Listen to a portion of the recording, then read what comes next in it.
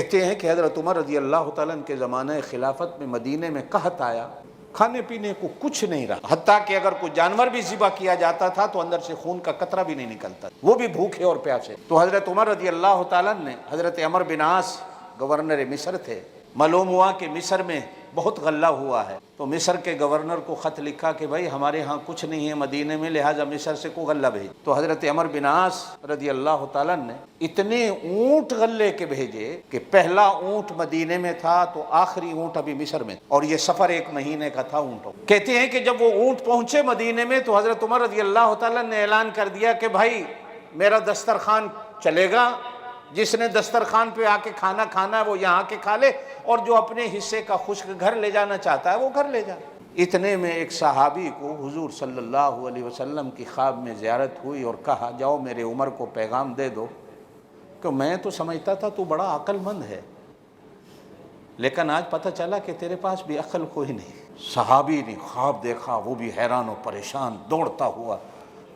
دربار خلافت میں پہنچا اور حضرت عمر رضی اللہ تعالیٰ عنہ کو پیغام بھیجا کہ حضور صلی اللہ علیہ وسلم کا ایک پیغام لایا ہوں، فوری طور پہ ملاقات۔ کتابوں میں آتا ہے کہ حضرت عمر رضی اللہ تعالیٰ نے جوتا بھی نہیں پہنا، بھاگے ہوئے آئے کہ پیغام رسالت کیا ہے، کون بندہ ہے جو اللہ کے رسول کا پیغام لائے۔ تو باہر نکلے تو اس صحابی نے پیغام رسول سنایا کہ اللہ کے رسول نے کہا میں تو سمجھتا تھا تو بڑا عقل مند، لیکن معلوم ہوا کہ تیرے پاس بھی کوئی عقل نہیں ہے۔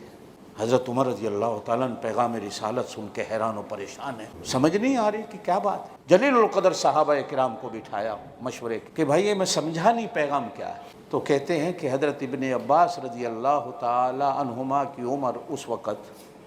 کو 13-14 سال تھی۔ صحابہ کرام کا مشورہ ہوا کہ آپ صلی اللہ علیہ وسلم کے اس فرمانے کا مطلب کیا ہے۔ تو بعض مورخین نے لکھا ہے کہ حضرت ابن عباس تھے یہ حضرت عمر کو مشورہ دینے والے،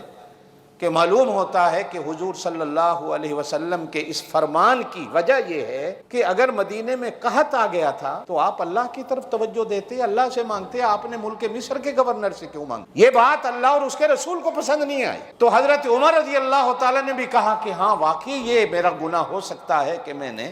اللہ کی طرف توجہ نہیں دی۔ تو حضرت عمر رضی اللہ تعالیٰ حدیث میں آتا ہے کہ فوراً وضو کر کے اللہ کے گھر سجدے میں سر رکھ کے اللہ سے دعا کرتے ہیں، اللہ مجھ سے غلطی ہو گئی، مدینے پہ بارش برسا دو۔ تو حدیث کے اندر آتا ہے بادلوں کے اندر سے صحابہ کہتے ہیں ہم نے آواز سنی کہ مدینے پر چھم چھم بادل آئے، اور بادل ایک دوسرے سے کہہ رہے تھے چلو مدینے پہ برسیں کہ حضرت عمر نے آج اللہ سے ہمیں مانگا ہے،